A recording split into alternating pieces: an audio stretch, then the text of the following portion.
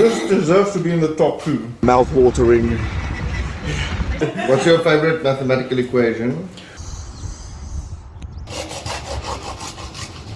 I can't wait. Hello everyone and welcome back to coolcapetravel.com for fun and informative travel videos.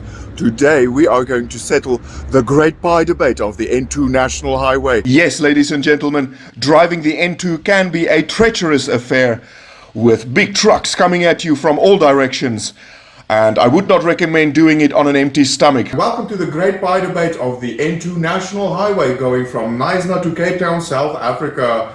This fabulous, beautiful route on the garden route of South Africa is dotted with amazing eateries that bakes fresh pies for the hungry traveler every day. And they are in fierce competition, and today we are going to find out which is the best one with the help of my lovely brother-in-law, Aaron Schrindler here.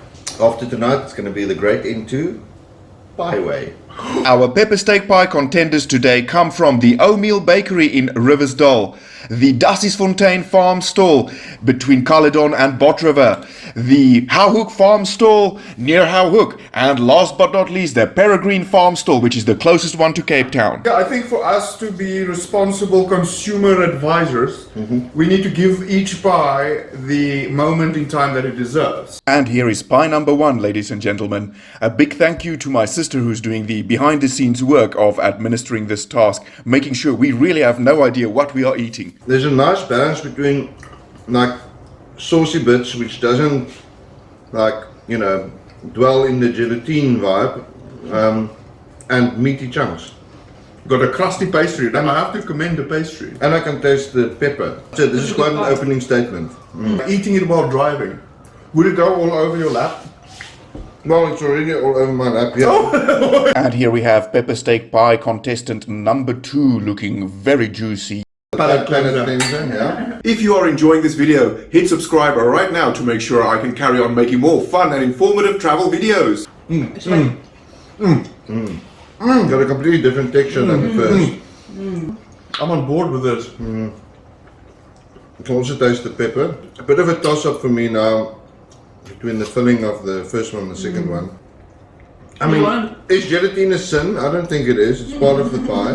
I mean, there's a lovely wobbly bit of gelatine here, but I mean... Yeah, because you don't want it to be too juicy and then it wastes everything. It is in the balance of the Big Lebowski. It is the rug that ties the room together often when and you you bake don't the want it pie. to drip on your lap while you're driving. Literally, I feel this pie is better than the previous one, both in crust and filling. It's more flaky, and that's because it has more butter. The pastry is more flaky, but also the juice. It's just this pie is not as dry as the previous one. On towards pepper steak pie number 3 now, ladies and gentlemen, and this one has a very interesting texture. Because this one looks Yeah, it's dripping. Look, it's all dripping.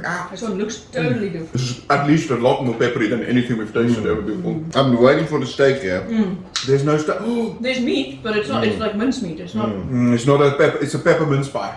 At this point, I preferred the pastries of some of the previous ones.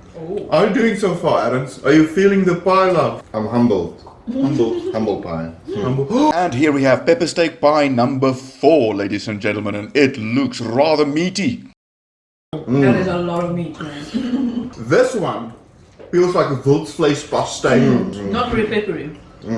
It's an amazing meat pie, but it's not peppery. It's not peppery. When you buy into a pie, in my mind, I don't know about you, Aaron and Catherine, it for me it needs to be juicier. Like, I don't want to struggle swallowing. Well, the balance was off Oh, but here. you need to have it with a glass of wine. But you can't do that when you're driving in yeah. food. So maybe buy that one, take it home if you want a lovely meat pie. Yes, and serve it with a glass bottle. Yeah, to me it's quite clear. The first 2 were the best for me. The second last one was too saucy. The last one just didn't really taste like pepper steak.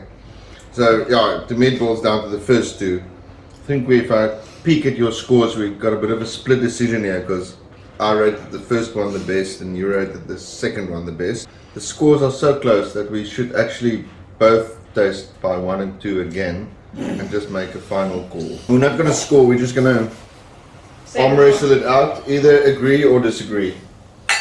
This deserves to be in the top 2. This is the clear winner for me, number 2. They got the mixture just right between juiciness and sauciness and graviness and pepperiness and flakiness I feel like they've struck an equilibrium here. And I think the flaky buttery crustiness of the pastry, combination with the irrefutable peppery steak taste, makes number 2 the clear winner. Time to announce the winners, ladies and gentlemen.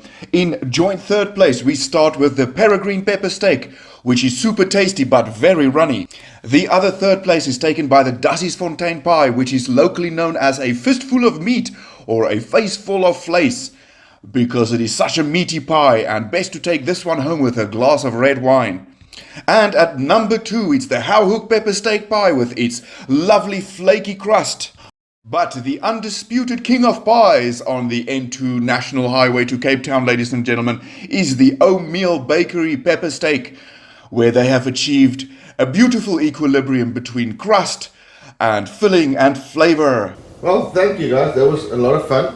What do you Bye think, bye. Sonny? Bye bye, So everybody. we say bye bye. Bye bye.